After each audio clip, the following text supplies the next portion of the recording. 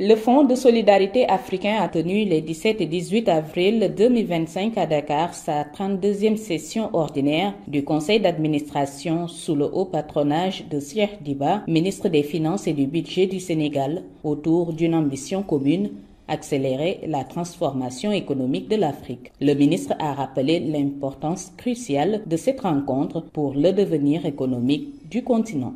Nous le savons tous, l'argent reste le nerf de la guerre. C'est pourquoi, en plus des systèmes de gouvernance robustes, nous avons besoin de structures d'accompagnement fortes qui interviennent au plus près de nos États afin de soutenir les projets et activités de développement. C'est là tout le sens et la pertinence du Fonds de solidarité africaine. Une institution au service de la solidarité économique et financière qui mutualise efforts et ressources pour accélérer notre développement économique. Mesdames et messieurs, tout d'abord, il convient de rappeler que le FSA n'est pas seulement un outil de financement. Il est avant tout le symbole vivant de notre solidarité panafricaine, un levier stratégique pour stimuler le développement endogène de nos économies.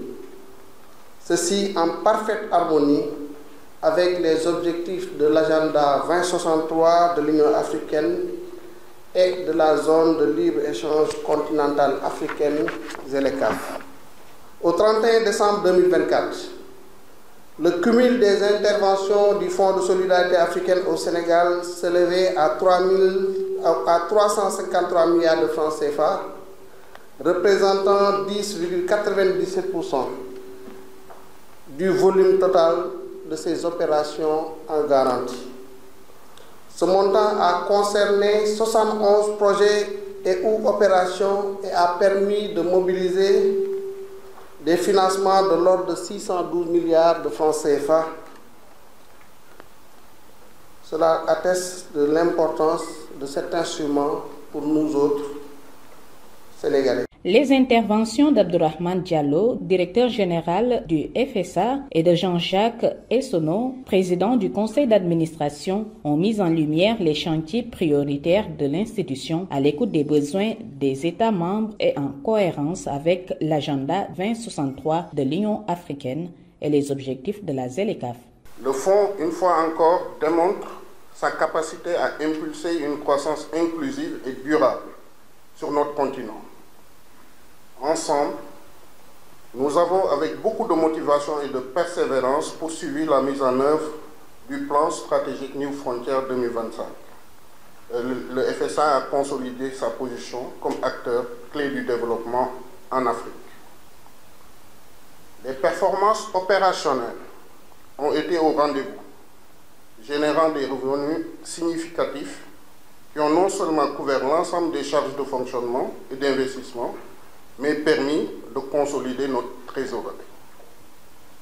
En guise d'illustration, le niveau des interventions sur l'exercice 2024 s'est établi à 860 milliards de francs CFA, soit une hausse de 4% par rapport à l'exercice 2023.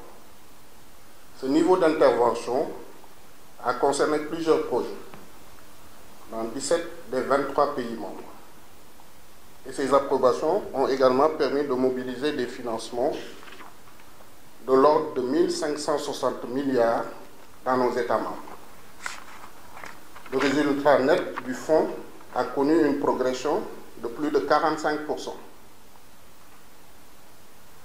Il est également heureux de relever le maintien de la rigueur dans la gestion, dans l'engagement des dépenses, illustré par un coefficient d'exploitation qui s'établit à 0,49% au 31/12/2024 pour une norme maximale de 1. Les sujets inscrits à l'ordre du jour de notre session reflètent notre volonté commune de faire du FSA une institution panafricaine forte et innovante au service de la transformation structurelle des économies de ses États membres.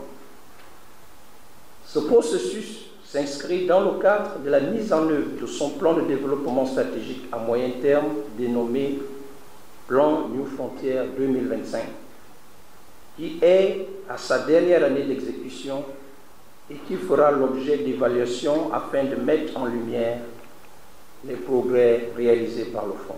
Cette session, marquée par des annonces fortes et des ambitions renouvelées pour l'avenir économique de l'Afrique, a été l'occasion d'échanges de haut niveau sur les leviers du développement continental.